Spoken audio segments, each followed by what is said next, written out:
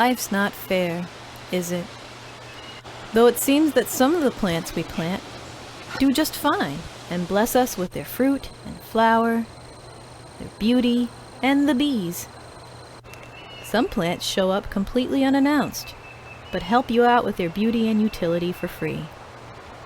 Others struggle and die. Others show up unwelcome, unannounced, and unwilling to leave under any circumstances.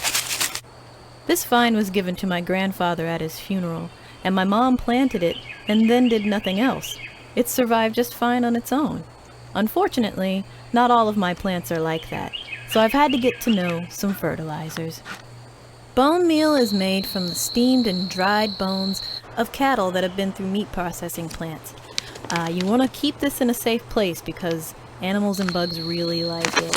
But it's really good for root development and flowers. I've had great success with this stuff. It's really inexpensive and a little goes a long way. I use it for establishing my new plants, and they really seem to like this stuff a lot.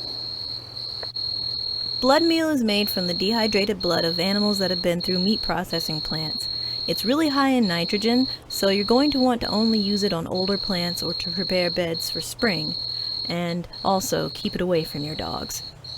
I really like this Job's Organics fruit and citrus fertilizer. It's granular so it's easy to spread, and it has potassium, phosphorus, nitrogen, and mycorrhizal fungal support. So it's really good for your fruit trees, and it's also good for your vegetables and herbs as well.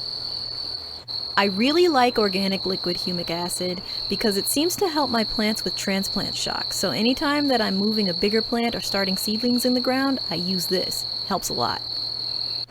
Liquid kelp is made from reconstituted dried kelp, which acts as a plant growth hormone. You spray it on the leaves until it's dripping, usually in the evening, and it helps really give your plants a boost. I've been using fish fertilizer for years. A little goes a long way, it's really inexpensive, and it gives the plants a much needed nitrogen boost. However, it says that it won't burn, but trust me, it can if you don't follow the directions correctly. If you ever wonder what all of that stuff kind of looks like, all mixed together, here it is. I keep a little compost tea going. I aerate it daily. I don't keep it aerated 24/7, but as long as it doesn't smell rancid, there are a lot of recipes for compost tea out there. I use it to help break down a lot of carbon material so that I can plant plants quicker. You have to be careful if you're going to do this because you will create a mosquito haven, which is why I have a mosquito dunk in there.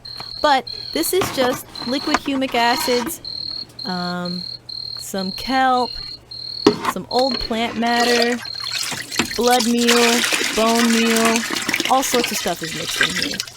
And my plants seem to love it. I usually dilute it down a little bit if I'm going to feed bigger plants, and I hardly use any. Don't really use this on new plants, but trees love it, my vegetables love it, herbs love it, and I have a secret ingredient that I use for it as well.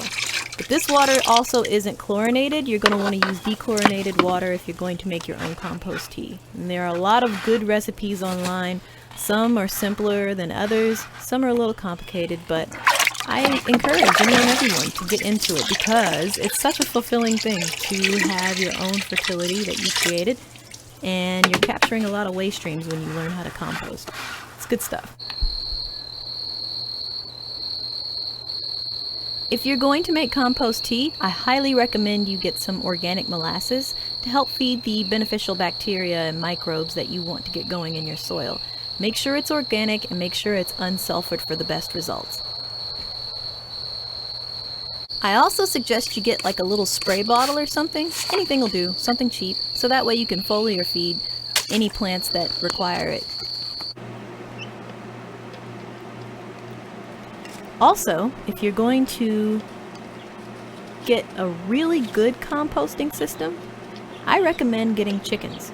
They're very good. They create high nitrogen compost that you can let sit, and it'll be perfect for your garden beds. But before you do any of these things, go ahead and see if you can get a soil test done. SFA has soil tests that they'll do starting at $10, and it's a good way to keep your budget because then you'll know exactly what you need to add to your soil in order for your plants to really grow. My name's Elia, and if you have any questions, let me know. Thanks, guys.